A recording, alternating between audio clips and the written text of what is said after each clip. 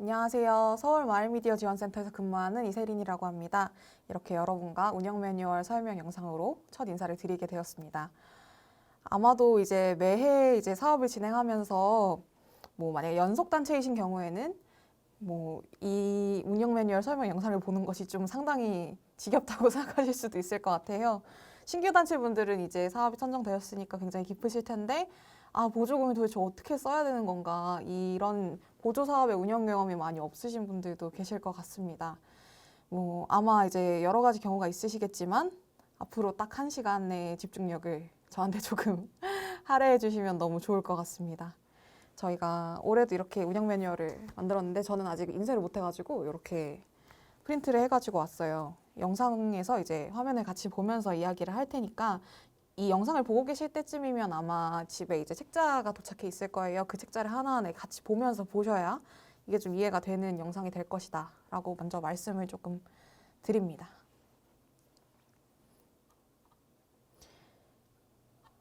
그럼 저희가 이 모든 내용을 설명하기 전에 가장 먼저 7페이지를 한번 열어볼게요.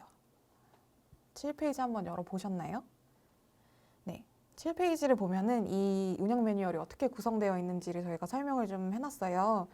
처음엔 이제 우리가 사업을 계획하겠죠? 우리가 그 제안했던 내용을 가지고 실행계획서 작성하고 그걸 가지고 협약을 하시게 될 거고, 이제 계획 단계고, 그럼 이제 막상 사업에 진행을 하게 되면 이제 여러 사업들을 하시면서 돈을 쓰시게 될 거고, 그에 필요한 서류를 마련해 두실 거고, 인건비를 직접 집행하시는 유형들도 있을 겁니다.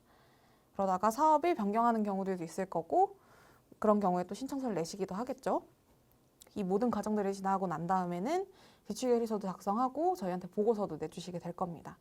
그래서 이 목차를 이 사업 단계별로 저희가 나눠놨기 때문에요. 사업 실행하시는 어떤 과정들 속에서 내가 어딘가에서 막히고 있는데 라고 생각이 드시면 좀 맞는 챕터를 찾아서 한번 먼저 설명을 읽어보시면 좋을 것 같아요. 그리고 그 내용을 그래도 잘 모르겠다 하시면 저희 단체별로 담당자가 있잖아요. 설명하실 때 저희가 그 매뉴얼에서 증빙서류 발급받는 내용을 봤는데 이게 어떻게 하라는 건지 잘 모르겠어요. 이건 이렇게 하면 되나요? 라고 이제 질의를 해주시면 저희도 매뉴얼 같이 보면서 이 부분은 이렇게 하시라는 의미입니다 하고 설명을 해드릴 수 있을 것 같아요. 요 구조로 되어 있다는 거 먼저 말씀드리고요.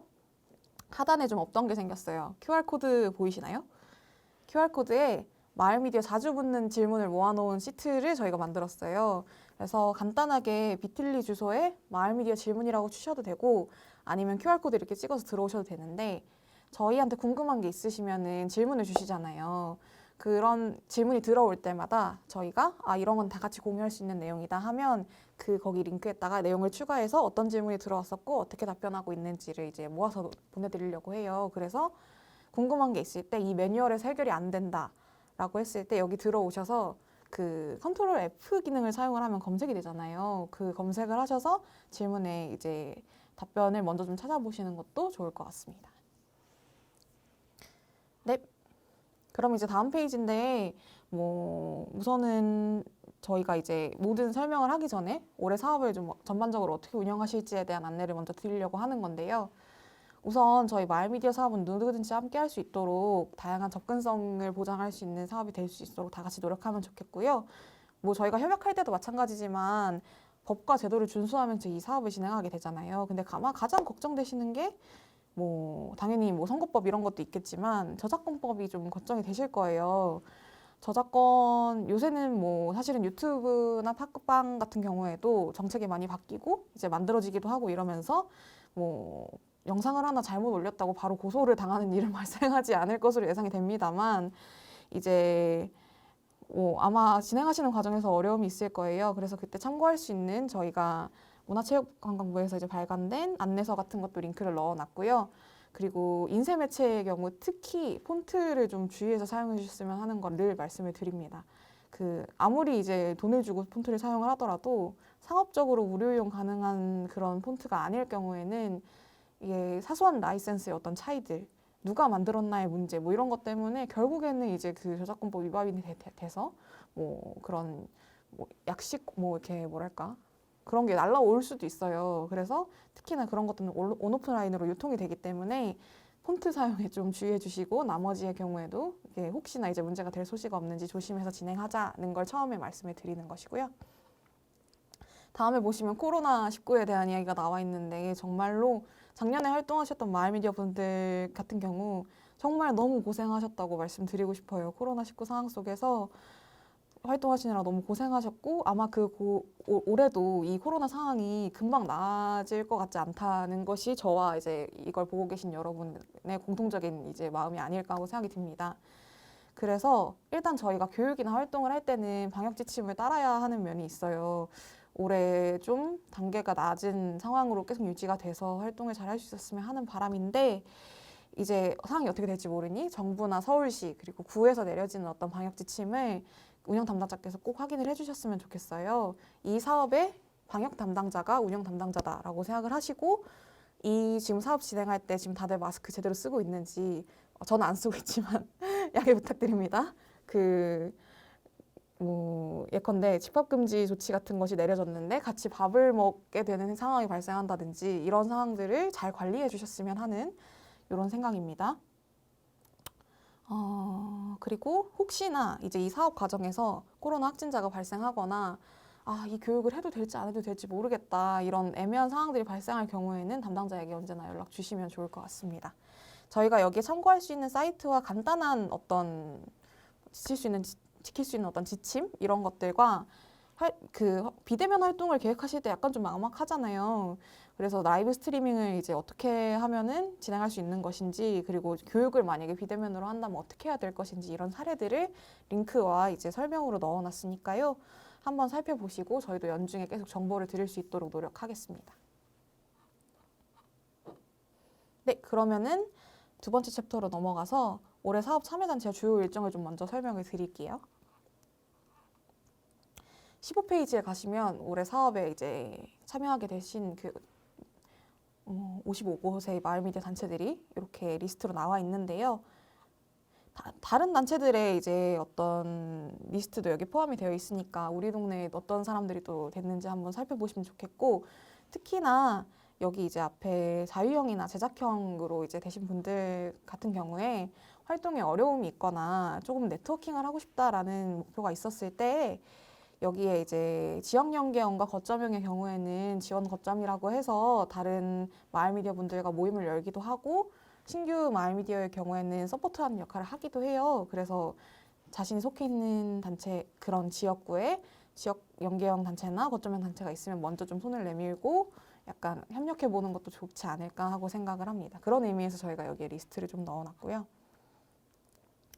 다음에 이제 주요 일정을 설명을 드릴 텐데요. 저희 이제 선정단체 간담회 진행하잖아요. 그때 이제 사실은 가장 지금 궁금해하실 협약을 어떻게 할 것인가, 그럼 도대체 언제 보조금을 받을 수 있는가 이런 얘기들을 설명을 해드릴 거예요. 그래서 그 얘기는 저는 지금 생략을 할 겁니다.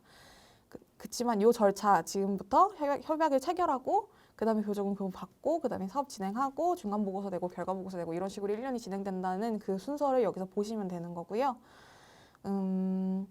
여기서 이제 주의해야 할 부분만 제가 좀 설명을 드리면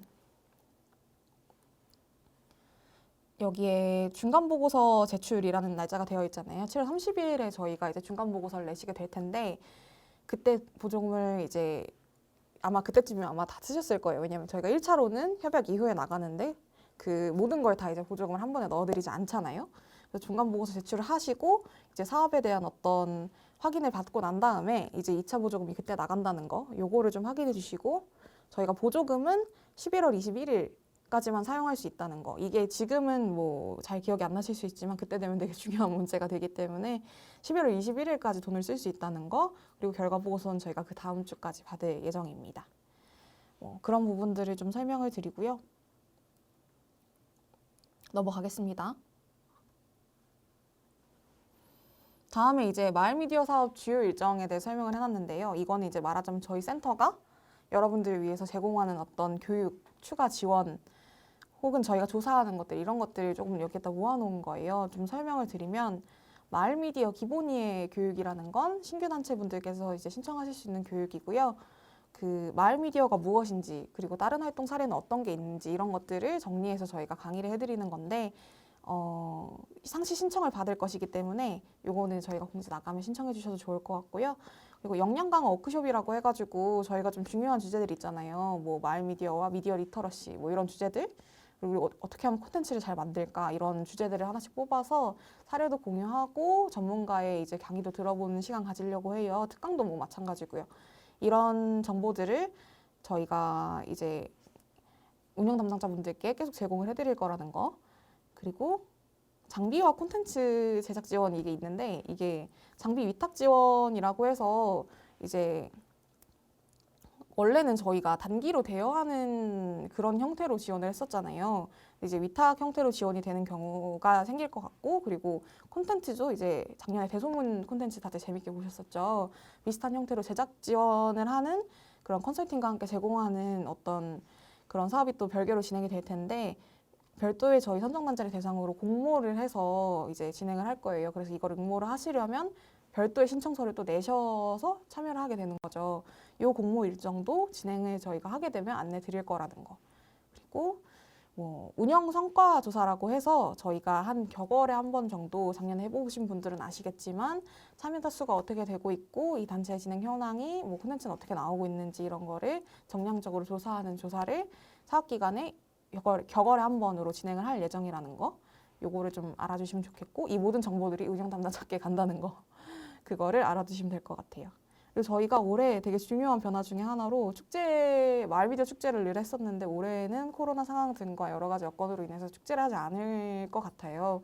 그래서 그 대신 성과 공유회를 진행할 예정인데 많은 참여를 해주시면 좋을 것 같고, 지역연계형 단체분들과 거점형 단체분들도 지금 듣고 계실 텐데요. 지역연계형은 작년과 달리 분기에 한 번 정도의 회의가 진행될 예정입니다. 이 회의에는 꼭 필참을 해주셔야 하고, 날짜는 저희가 따로 안내 드릴 거고요. 거점형은 작년과 마찬가지로 원례 회의로 진행이 될 예정입니다.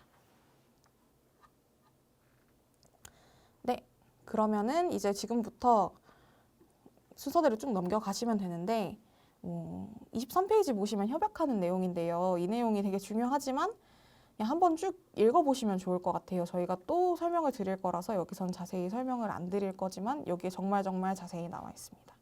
보시면 은행 먼저 가시지 말라고 나와 있죠. 간담회에서 설명을 꼭 듣고 이후에 절차를 진행하시는 거라는 거. 그래서 요걸 꼭 한번 읽어보시면 좋겠고요. 그 다음은 이제 보조금 관련 설명인데, 제가 요 설명을 드리기 전에 올해 사업 진행하는 부분을 좀 먼저 설명을 드리고 싶어요. 그래서 챕터 4의 41페이지를 한번 먼저 열어봐 주시면 좋을 것 같습니다. 네, 41페이지 다들 열어보셨는지 모르겠는데요. 그 실행계획서에 따라서 저희가 사업을 진행을 하게 되잖아요. 이 과정에서 보통 어떤 일이 발생하는지를 좀 말씀을 드릴게요. 실행계획서를 보시면서 계획하신 사업을 쭉 하시고, 계획하셨던 그 예산표에 따라서 이제 사업을 쭉 진행을 하면 되는데, 저희가 이 사업 진행하는 중에 단체별로 담당자에게 꼭 이제 상의를 해가면서 진행을 해주시면 좋겠다는 것과, 이제 콘텐츠와 이제 어떤 전문가가 필요하실 때 저희 센터로 연락을 주시면 매칭을 해드리기도 하고, 콘텐츠 소개를 해주시면 저희가 마중이나 이런 콘텐츠 픽 같은 기회를 통해서 확산을 할 예정이다. 이런 거를 좀 많이 공유해 주셨으면 한다는 한 가지 말씀을 드리고요.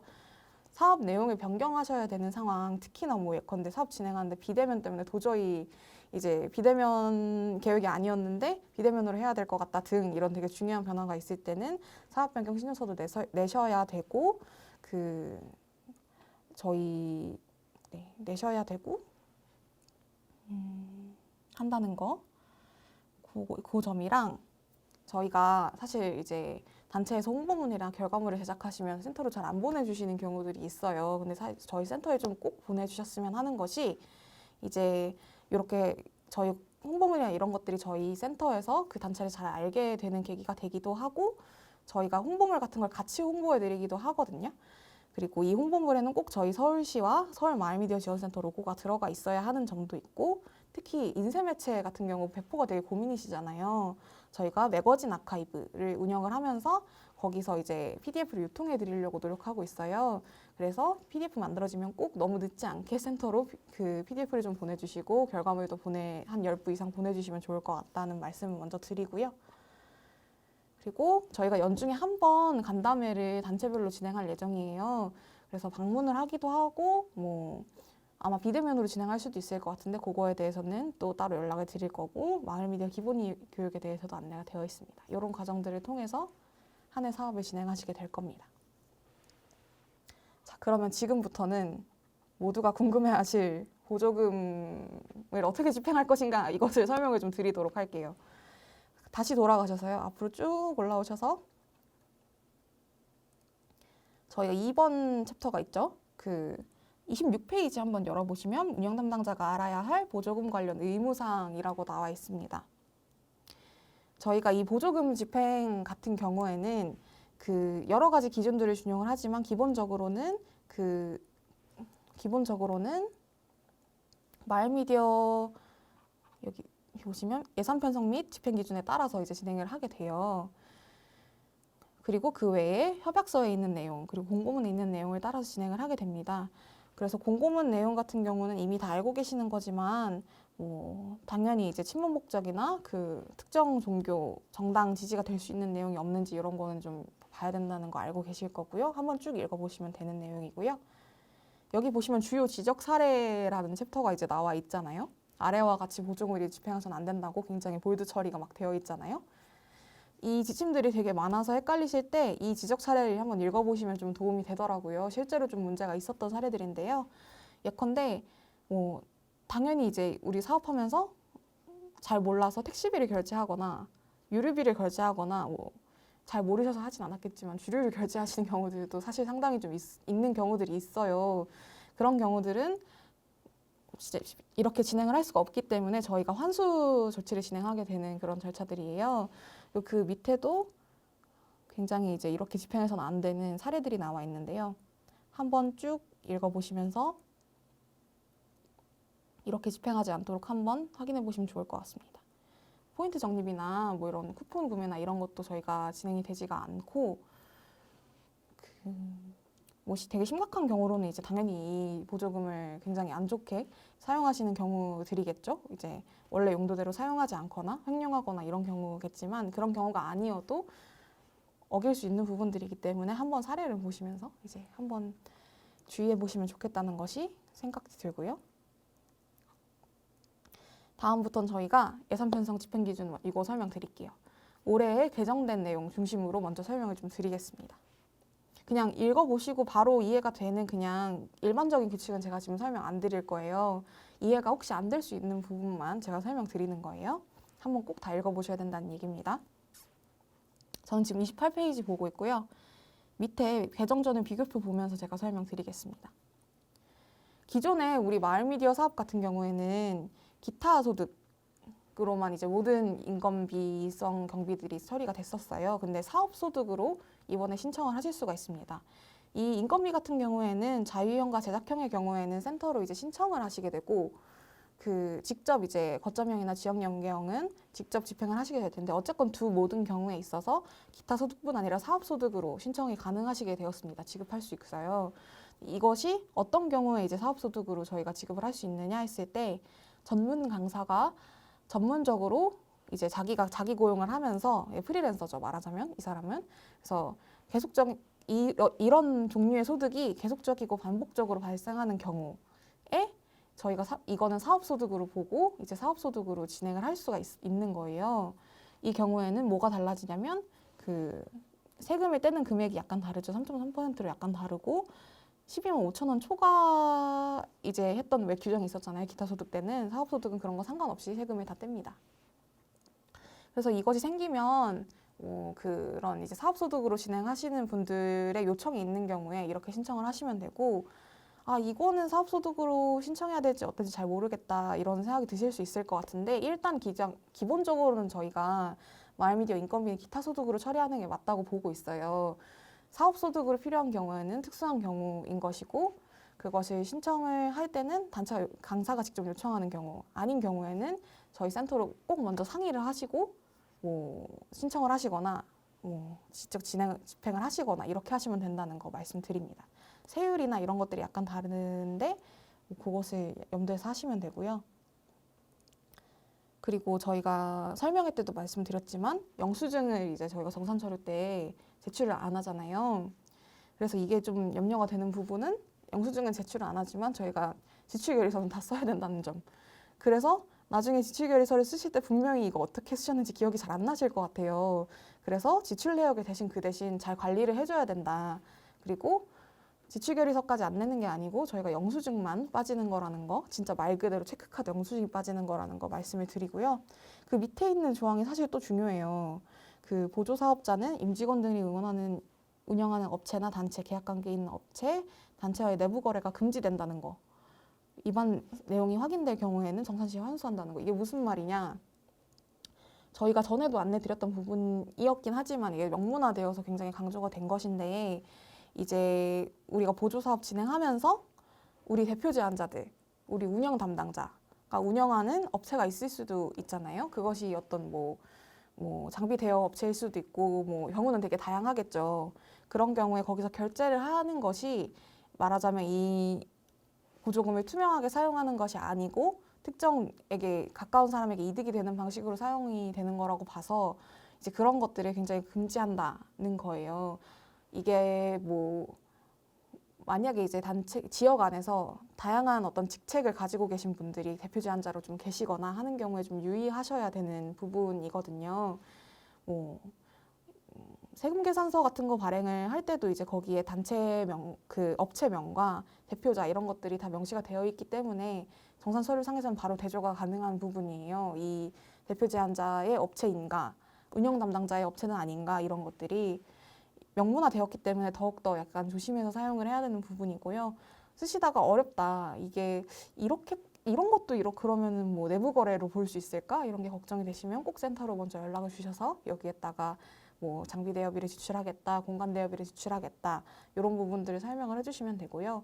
뭐 명확하게 사실 이렇게 애매한 경우들을 떠나서 정말 명확하게 단체 대표자나 대표 제안자의 업체, 사설 업체에 결제를 하는 것은 당연히 안 됩니다. 그렇게 결제하시면 안 된다는 거 설명드립니다. 네, 그리고 말씀드렸다시피 온라인 화상회의의 경우에는 단가가 따로 이제 책정되어 있는 것도 말씀을 드렸었고 비목의 변화가 약간 있었습니다. 네, 이런 비목들을 한번 읽어보시면 좋겠고요. 뒤에 마을미디어 사업비 집행 원칙이 있는데요. 매번 같은 원칙일 것 같지만 매해 달라집니다. 그래서 제가 중요한 원칙이기 때문에 쭉 한번 보면서 그래도 설명드릴게요. 아는 내용이라더라도 한번 같이 리마인드 해보시면 어떨까 싶습니다. 각 지원사업 정보 공개 이거 보시면은 저희가 이제 실행계획서나 결과보고서 이런 것들은 다 공개가 되는 자료, 공적인 자료라는 거 말씀드리고요. 공개를 하시게 될 때, 저희가 이제 요청을 받아 진행하거나 시에서 이제 진행을 하게 될 때에는 관련 그 개인 정보는 지우고 할 거라는 거 말씀드리는 거예요. 그리고 당연히 보조금이기 때문에 사업 비용 절감을 위해서 가능한 다들 알뜰하게 쓰자 이런 것이고요. 자부담 사업비 편성비 전산 반납 이 부분은 그러니까 자부담을 100% 써야 된다는 것만 알아두시면 될 것 같아요. 자부담은 저희가 협약할 때 정확한 비율로 안내를 드릴 것이고 그 자부담을 100% 쓰거나 아니면 아예 100원이나 1000원 이렇게 더 많이 쓰시는 걸 권장해 드려요. 안 그러면 환수를 해야 되기 때문에 그렇습니다. 사소한 금액이라도 단 10원이라도 덜 쓰시지 않기를 꼭 네, 말씀드립니다. 그리고 임차보증금은 자부담으로 인정이 안 되고요. 마을미디어 전용 공간의 월세인 경우에는 이제 자부담으로 편성이 가능해요. 다만 이제 이것이 월세냐 마을미디어 전용 공간이 맞냐가 이제 헷갈리는 경우에는 저희 센터랑 이제 먼저 얘기를 해보시는 것도 좋을 것 같아요. 보조금 교부는 저희가 말씀드렸다시피 협약할 때 먼저 지급되고 2차 보조금은 중간보고서 이후에 문제가 없을 때 지급이 된다고 말씀드렸죠. 수익금의 활용은 저희가 사업 과정에서 수익이 발생할 수 있을 것 같아요. 예컨대 교육을 진행하시면 그 약간 책임감을 위해서라도 그분들에게 수강료를 받을 수가 있잖아요. 그 강사나 그 강의에 대한 모든 비용은 보조금으로 진행이 되더라도 저희가 돈을 받을 수 있죠. 예전엔 이게 안 됐어요. 무조건 다 무료 교육으로 진행을 했어야 되는 거죠. 근데 이게 개정이 되면서 수익의 일환으로 이렇게 받아도 되는데 그 돈은 저희가 내는 서류들 있죠. 실행계획서나 결과보고서에 그 내용을 써놓고 얼마 벌었다 이런 거 써놓고 그 금액을 자부담 금액으로 써야 된다. 그러니까 이 사업을 위해서 자부담 금액의 일환으로 사용을 해야 된다. 이것이 개정이 된 것이에요.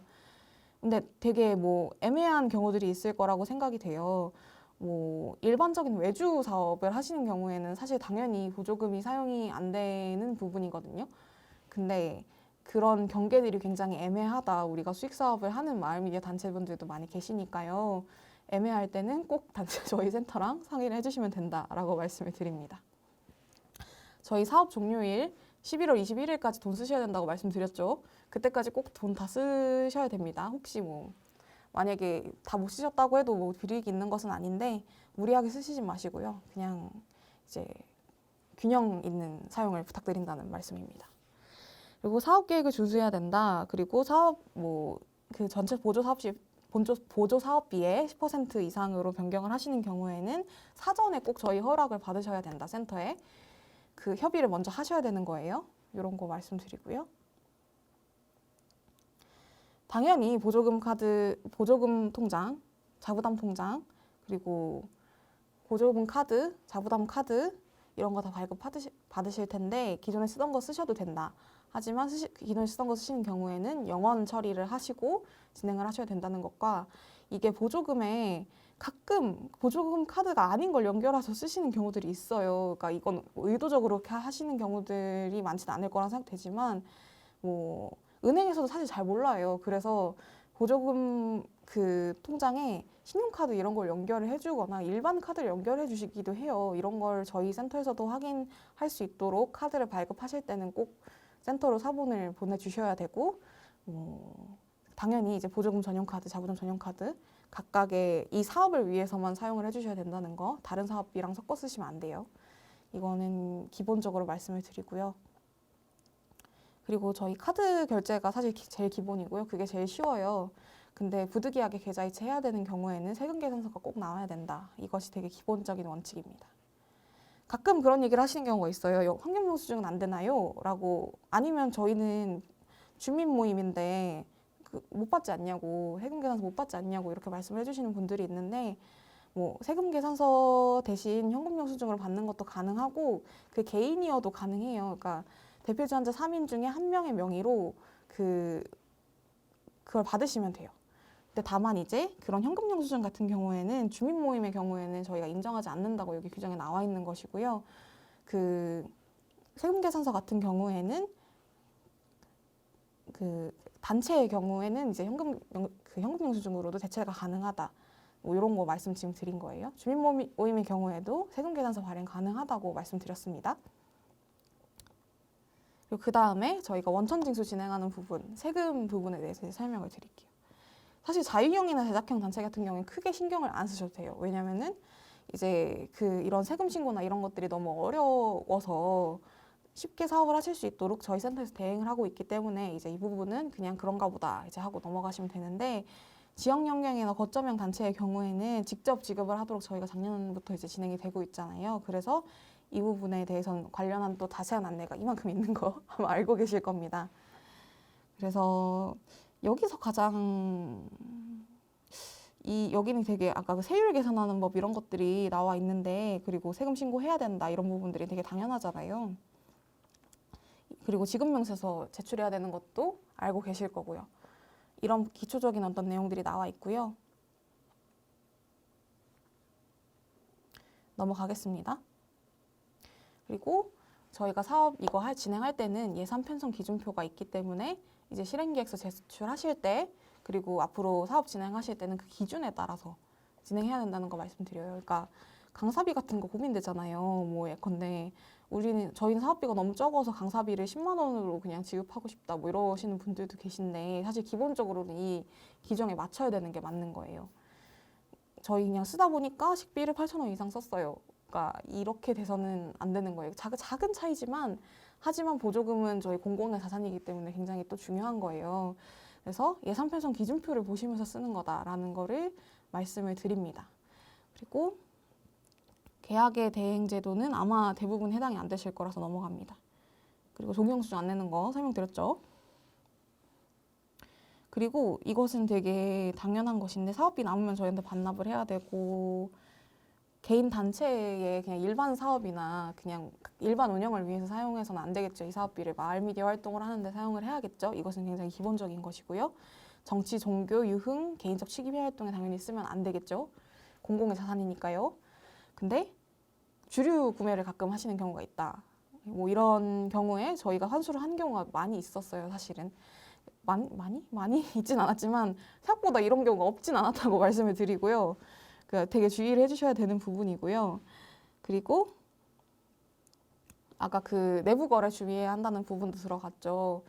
이제 혹시 이 제도를 악용하시는 경우에는 영수증에 이제 주류 표시가 더 이상 되지 않을 것이기 때문에 쓰신다고 생각하실 수도 있겠지만 보조금은 공공의 자산이기 때문에 주류 결제를 하지 말아 주셔야 합니다. 이 부분이 규정에서 굉장히 자세히 나와 있습니다. 다음에 비목별 예상 편성 기준인데요. 이 부분은 저희가 뒤에 좀 더 자세하게 부연을 엄청 붙여놓은 문서가 또 있어요. 그걸 기준으로 설명을 드리는 게 더 나을 것 같습니다. 뒤로 쭉쭉 넘어가서 설명을 드릴게요. 근데 그 넘어가서 하기 전에 이 36페이지에 요 비목별로 설명이 되어 있는 부분은 제가 한번 좀 읽어보고 아주 기초적인 내용이라도 한번 다시 읽어보고 넘어가면 좋을 것 같아요. 자, 일반 활동비는 저희가 대표 제한자 중에 한 명한테만 지급 가능한 거 알고 계시죠? 이게 원래 안 됐어요, 예전에는. 우리 보조사업 같은 경우에는 기본적으로 남을 위해 쓰는 돈이라는 어떤 그런 공공의 자산이기 때문에 이걸 받은 사람들이 약간 이득을 보아서는 안 된다는 어떤 기본적인 규정이 있었다가 이 사업에 참여하고 공공적인 활동을 하시는 분들의 기여를 인정하기 위해서 이것이 규정이 변경된 거예요. 그래서 대표 제한자 3인 중에 1명이라는 제한이 있는 것은 그런 맥락이 있는 겁니다. 그래서 한 명에게 지급이 가능한, 그래서 그게 누군가를 약간 내부에서 정하셔서 운영 담당자겠죠, 아마도. 그거를 정하셔서 그분에게만 이제 일반 활동비가 나갈 수 있다는 거 초반에 잘 정하셔야 된다는 거 말씀드리고, 시간당 10710원, 그 10,000원도 안 되고 11,000원도 안 되고 10710원으로 하셔야 되고, 하루엔 8시간까지만 일할 수 있고 주에는 14시간까지. 여기 15시간 이상 지급할 수 없는 거니까 14시간까지 가능하다고 봐야겠죠? 14시간만 가능하다. 이거 뒤에서 자세하게 설명드릴 거예요. 홍보인쇄비 같은 경우에는 아까 말씀드렸다시피 저희 로고, 센터 로고, 그리고 서울시 로고가 들어가야 된다는 거 말씀드립니다. 그리고 소모성 물품 구입비는 일단 여기 나와 있는 부분만 설명을 드리면 일반적인 운영비에 사용을 하시지 않고 이 사업에 필요한 소모품을 사야 된다는 게 되게 기본이겠죠. 방역물품 사시는 걸 권장드리고요. 그 배송비 어떻게 하냐, 그러니까 택배비를 빼야 되냐, 뭐 이렇게 생각하시는 경우들이 있을 텐데 거기 한 번에 결제를 하시는 게 맞아요. 그냥 그렇게 말씀을 드립니다. 헷갈리시는 경우가 있어가지고. 임차료 같은 경우에는 이 사업을 위해서 단기적으로, 단기 임차료예요, 이게. 그래서 단기적으로 필요한 건물, 시설, 장비, 그러니까 예컨대 공간 빌리거나 장비 우리가 한 일주일 쓸 거 빌린다거나 이런 비용으로 사용을 하시는 거죠. 그런 것이고요. 시외여비라고 해서, 그러니까 여기서 중요한 건 시내여비를 우리가 쓸 수가 없다는 거. 써야 된다면 자부담으로 써야 된다는 거. 그래서 저희가 뭐 여기 나와 있지만 택시비를 사용할 수 없고 교통카드 충전하는 식으로 사용할 수가 없다. 이건 다 실비 지출이에요. 그 시외에서 누군가를 꼭 모셔와야 하는 경우, 시외에 꼭 나가야 하는 경우에 이제 이 비목을 사용하게 되는데요. 사실 마을미디어 사업은 서울시 안에서 발생하는 그런 사업이기 때문에 이 시외여비를 쓰는 사유가 사실 되게 불명확할 수가 있어요. 예컨대 뭐 이런 경우들이 있었거든요. 그 단체에서 시외여비를 사용을 해서 이제 취재를 하려고 부득이 이제 시외로 나가서 이제 결제를 했는데 이 사업에 이게 왜 필요한 거냐고 이제 뭐 지적을 받은 적이 있었어요. 그때는 당연히 이제 사업 수행을 위해서 반드시 필요한 거였다고 소명을 했지만 이제 시외에서 그것을 진행하는 것이 반드시 필요했을까 이런 것들이 또 이제 이슈가 될 수 있는 거거든요. 그래서 애매하다면 센터로 미리 연락을 주시고 상의해 주시는 게 좋겠다 라고 말씀을 드립니다. 그때도 이제 제작 활동이었기 때문에 이제 어느 정도 이제 설명이 가능했던 부분이 있지만 아닌 경우들도 있을 수 있거든요. 조심해서 사용해야 되고요. 간담회비는 이제 흔히 식비 다가비로 많이 사용을 하시는 금액인데요. 보면 규정 있죠. 일식당 8,000원 이내, 그리고 다과는 1인당 4,000원으로 되어 있는데 특별한 사유가 있을 경우 여기 오타가 있네요. 1인당 4,000원 이내인데 그걸로 봐주시면 될 것 같아요. 전체 보조사업비의 30% 이내로만 편성을 하셔야 되고요. 온라인 회의 시에는 저희가 식비나 다가비를 편성할 수 없도록 되어 있더라고요. 규정이 이제 저희가 마을 공동체 이제 전체 사업 그 진행되는 어떤 규정을 따라 있는데 그 규정이 그렇게 진행이 되고 있어서 온라인 회의 때는 식비나 다가비 사용하기가 좀 어렵다는 거 이렇게 말씀을 드립니다. 8,000원, 4,000원 그 단가를 꼭 지켜주세요. 그 회의비 및 다가비는 이제 그 외부에 진행되는 거라는 게 되게 중요해요. 여기 활동비성 경비라고 쓰여 있는 것들은 다 외부 인력을 위해서 이제 사용이 되는 금액인 거예요. 단체 내부에 있는 사람의 회의비, 원고비, 강사비를 지급할 수 없는 거라는 거니까 단체 내부라고 하면 임직원이나 대표, 단체의 내부 임직원이나 대표 제안자 이런 경우들에게 지급이 안 된다는 거라는 거 말씀드립니다.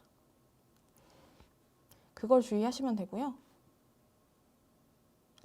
강사비 같은 경우에는 올해 이제 초상권이나 저작권 이런 부분들을 온라인 강의 시에 주의하라고 그런 부분들이 이제 보충이 됐고요. 기타 부분의 입장료, 그 상해보험비, 운반비, 우편료, 이체수수료 이런 것들을 넣을 수가 있는데 우편 저희 센터로 많이 보내시게 될 거예요. 꼭 잡으시라고 말씀드리고요. 그리고 입장료 같은 경우도 이 사업을 위해 반드시 필요한 입장료인가를 좀 볼 수가 있어요. 기본적으로. 그래서 애매하면 센터로 상의를 해달라고 말씀을 드립니다. 월세 관리비 공공요금은 잡으실 수 없습니다. 보조금으로 자부담으로 진행을 하셔야 됩니다. 그러면 뒤로 다시 쭉쭉쭉 넘어가서 저희가 이 돈을 쓰는 어떤 과정을 예산을 집행하는 단계, 그리고 그에 대한 그 서류를 받는 단계, 그리고 나중에 지출결의서를 쓰는 단계까지 굉장히 자세하게 이 매뉴얼에 담으려고 노력했어요. 그래서 요 43페이지부터 있는 예산 집행의 기준들을 보시면서 진행을 하시기를 권장을 드리고요. 여기 보시면 보조금 예산을 집행할 때 어떻게 해야 되는지, 자부담 예산을 집행할 때 어떻게 해야 되는지, 보조 세목별로는 또 어떤 주의사항이 있는지를 되게 자세하게 설명을 해놨는데요. 기본적으로는 기본적인 사항에 대해서는 제가 지금 말씀드리지 않고 한번 쭉 읽어보시면 좋을 것 같은데 자부담에 대해서는 한번 설명을 드릴게요. 자부담의 경우에 올해 되게 중요한 변화가 있었어요. 작년에는 저희가 자부담 서류를 전부 단체에서 보관하시게 이제 안내를 드렸었는데요. 이제 그렇다고 해서 그때도 뭐 마련을 하면 안 해도 된다 이런 건 아니었고 단체에서 보관을 하시고 저희가 따로 이제 그거를 확인을 하지 않는 절차였어요. 다만 올해는 이게 조금 더 강화가 된 상황입니다. 그래서 자부담을 쓰신 서류들도 센터에서 확인을 일부 하게 될 것입니다. 그 확인하게 될 서류는 어떤 것이냐고 하면 월세 관련한 서류들, 우리가 월세 나갈 수 있잖아요, 자부담으로. 그리고 활동비가 인건비로 나가는 돈들, 그리고 마지막으로 그 30만 원 이상의 큰 결제를 한 건들의 경우에는 저희가 세금계산서나 이런 것도 받잖아요. 그런 것들을 저희 센터에서 이제 확인을 하게 될 것이다라고 말씀을 드리고 다른 서류들도 물론 다 마련을 해주셔야 돼요. 영수증만 빼고 다 마련을 해주셔야 되는데 그 중요한 서류들은 저희가 사본으로 제출을 받아서 검토를 하게 될 거예요. 그래서 올해 특히나 더 이런 증빙서류 마련에 주의를 해주셔야 한다는 말씀을 드립니다. 그리고 세목별로 저희가 주로 틀리는 부분들을 많이 이렇게 규정을 해놨어요. 예컨대 원고비 같은 경우 많이 헷갈리시는 게 대본비를 쓰시는 경우가 있는데 대본비는 저희가 원고비로 책정을 하지가 않아요. 정말로 매체에 기고받는 비용으로 사용하시는 거고요. 임차료 같은 경우 그리고 소모성 물품 같은 경우 가장 이슈는 장비를 구매하고 싶다고 생각하시는 경우들이 많이 계실 텐데 저희가 이 사업비로는 그런 장비를 구매할 수 없다는 거 말씀을 드립니다. 그래서 임차를 하거나 혹은 장비가 아닌 일종의 소모품으로 볼 수 있는 걸 결제를 해야 된다. 이런 것들이 되게 중요한 부분인데요. 기본적으로 소모품이 아니냐, 소모품이냐를 구분하는 거는 한 개 물건에 10만 원 기준으로 생각하시면 일단 돼요. 한 개에 10만 원 이상인 경우에는 저희가 일반적으로 자산으로 봅니다. 근데 이것도 애매해요. 그러니까 근데 3만 원짜리라고 해도 뭐 테이블 같은 경우에는 시설에 가까울 수 있어서 이렇게 인정이 어려운 경우들이 있고 뭐 혹은 이제 금액이 더 나가더라도 명백히 소모품인 경우들이 있을 수 있을 것 같아요. 판단이 어려우시면 일단 기본적으로 10만 원 단가를 생각하시고 그 외의 경우에도 센터로 꼭 사전에 상의를 해주셔야 해요. 왜냐하면 이런 게 잘못 집행이 되면은 결국 환수를 해서 단체에서 그 비용을 부담을 하셔야 되기 때문에 꼭 먼저 상의를 해주시길 부탁드립니다. 그리고 저희 프로그램 결제 같은 거 하고 싶어 하시잖아요. 단기 임차료를 잡으시면 돼요. 근데 하실 때 저희가 임차료는 선결제를 막 100만 원 해놓고 장비비를 사용한다 이런 게 안 돼요. 그리고 연결제를 해놓고 이제 지금 사업 기간이 막 2월 막 이렇게 내년 2월까지 이렇게 넘어가는데 많은 돈을 막 100만 원, 200만 원 막 프리미어 이렇게 결제해놓고 사용하는 게 물론 편할 수 있지만 그게 더 할인이 되더라도 그렇게는 좀 어려운 부분이 있어요. 막 그런 부분들을 조심하셔서 사용하시면 된다는 거. 간담회비는 기본적으로 이제 이름이 간담회비잖아요. 그래서 모임 추진을 위해 이 사업을 위해 필요한 모임에 식비 다가비를 사용하라는 얘기거든요. 그래서 혹여나 이제 일반 활동비를 받으시는 분들끼리의 어떤 모임 같은 경우에는 사용이 굉장히 어려운 부분이 있다. 그래서 이것이 간담회를 위해 사용되는 금액이라는 걸 잘 서술을 해주셔야 된다라고 말씀을 드립니다. 나머지 부분들도 헷갈리시는 걸 적어놨으니까 한번 읽어보시고요. 인건비를 어떻게 이제 도대체 받을 수 있는 것인가? 자유형이나 제작형 단체 같은 경우에는 인건비 지급 요청서를 매달 25일에 이제 저희 센터로 보내주시게 될 거예요. 거기에 일반 활동비 이 사람한테 얼마, 그리고 강사비 이 사람한테 얼마 이렇게 해달라고 저희 센터로 요청을 해주시면 저희 센터에서 돈도 보내드리고 세금 처리도 대신 해드리는 거예요. 근데 이게 한 달에 25일까지 꼭 저희 센터로 모든 서류가 실물로 도착을 해야 되기 때문에 미리 준비를 해주셔야 되고 이 시기를 꼭 맞춰주셔야 한다는 거 말씀을 드릴게요. 25일까지 도착하지 않으면 다음 달에 지급을 해야 돼요. 이거를 꼭 주의해 주시기 바라고요. 그래서 매달 그 서류들을 잘 마련을 해가지고 저희 센터로 보내주시면 되는 거예요. 그리고 지역연계원과 거점형은 직접 다 하시는 거 알고 계실 거죠. 이것도 올해 많이 바뀌었어요. 그래서 그 부분도 설명을 저희가 선담장제 간담회 이용해서 또 자세히 드리도록 하겠습니다. 뒤에서 증빙서류 발급받는 부분도 주요한 부분만 제가 설명드릴게요. 일단 모든 서류는 다 증빙서류가 있어야 하고요. 그 사진 같은 거는 지금 당장 필요할지 어떨지 몰라도 웬만한 거 그냥 다 찍어 두시면 나중에 그게 편리해요. 그러니까 필요한 사진이 없을 때 되게 힘들거든요. 그래서 사진은 그때그때 많이 찍어 두시면 되게 좋겠다는 생각이 들고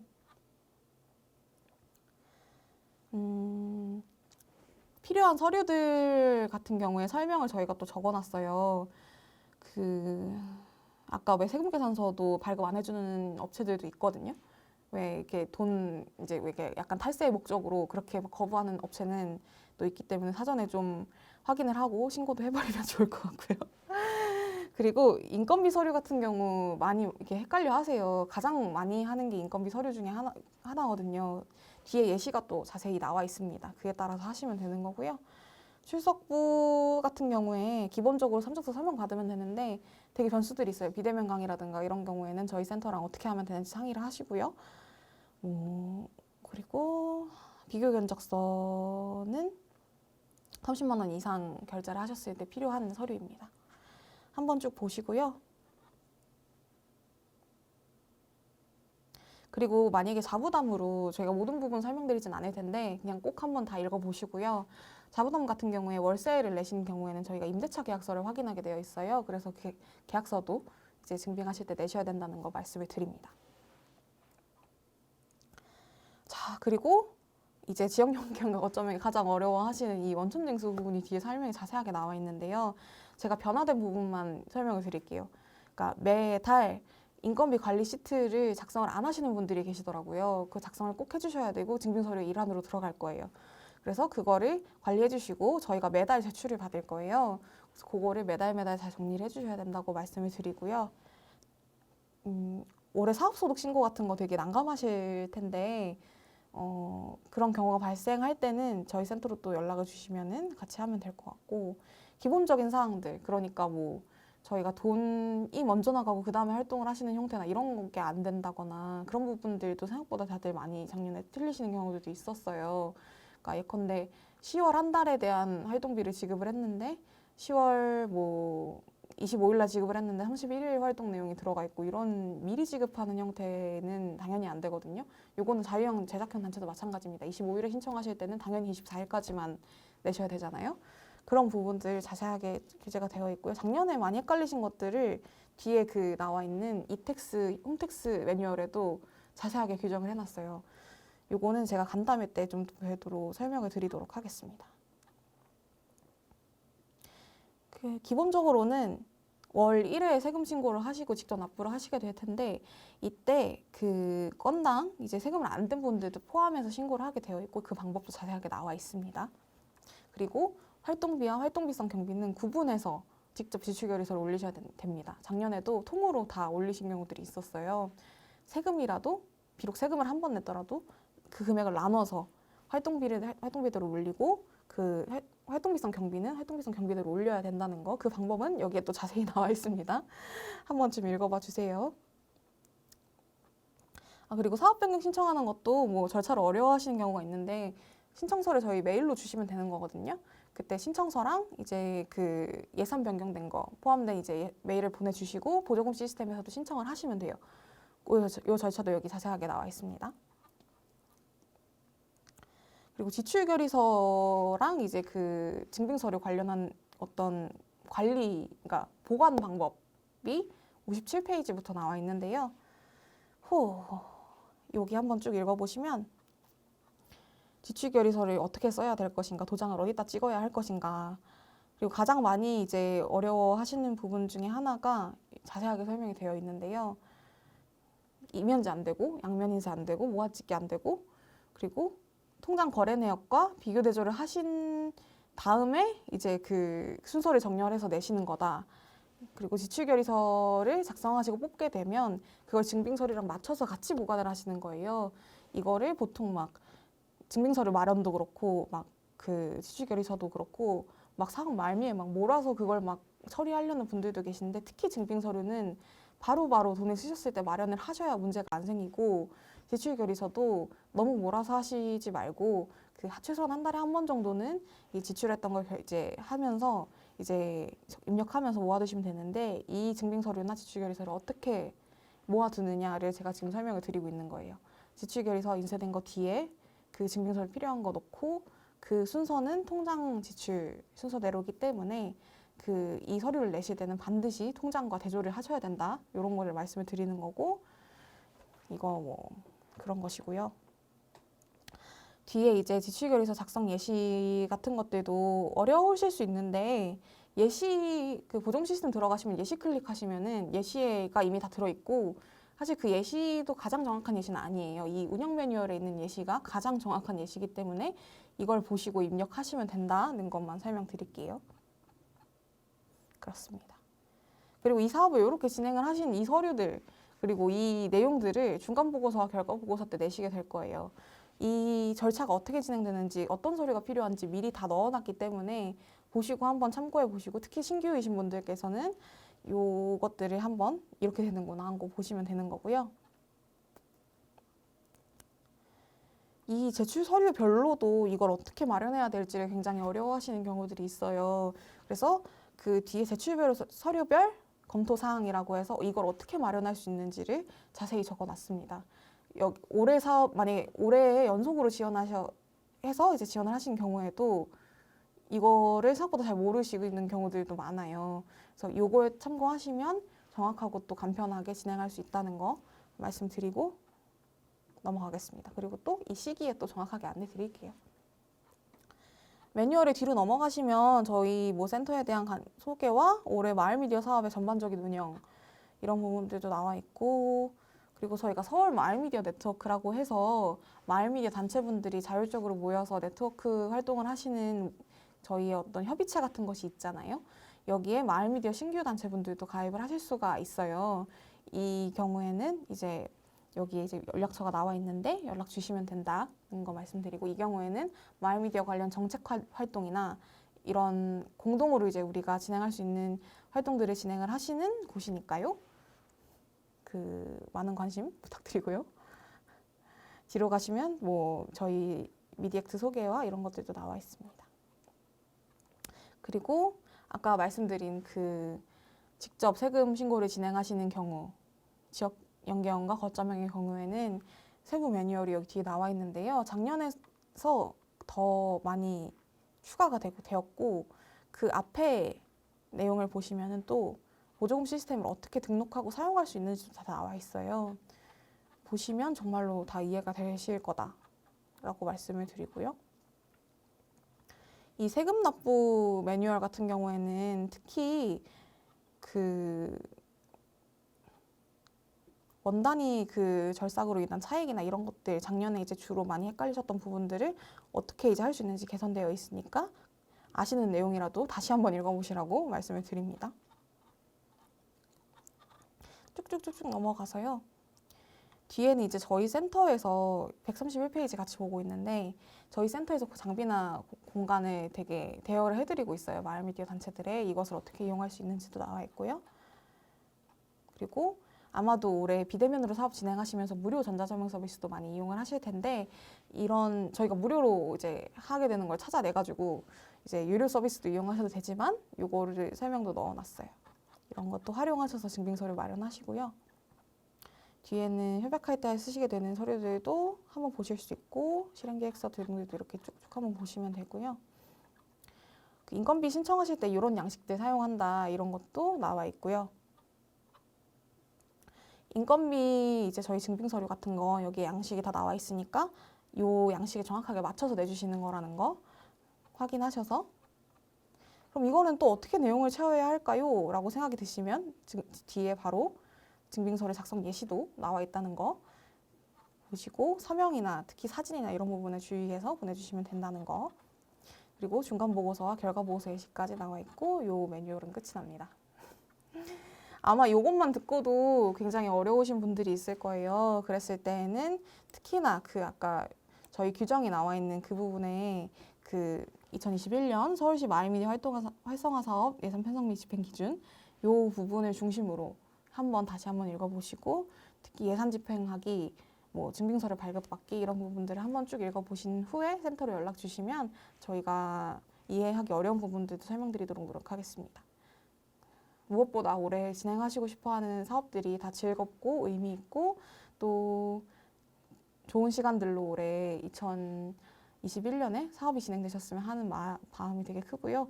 요 책자는 그 과정에서 도움이 되는 약간 사전처럼 기능했으면 좋겠습니다. 이거를 원래 보고 설명을 간담회 때 이제 일일이 설명을 드리기도 했었는데 다시 한번 이 내용을 보고 싶으실 때 보실 수 있도록 저희가 영상으로 마련을 한 것이에요. 여기까지 들으시느라 정말 고생 많으셨고요. 나중에 필요하실 때 다시 한번 눌러보시고 센터로도 문의 주시면 될 것 같습니다. 고생하셨습니다. 그러면 저희는 간담회 때 또 뵙겠습니다. 안녕.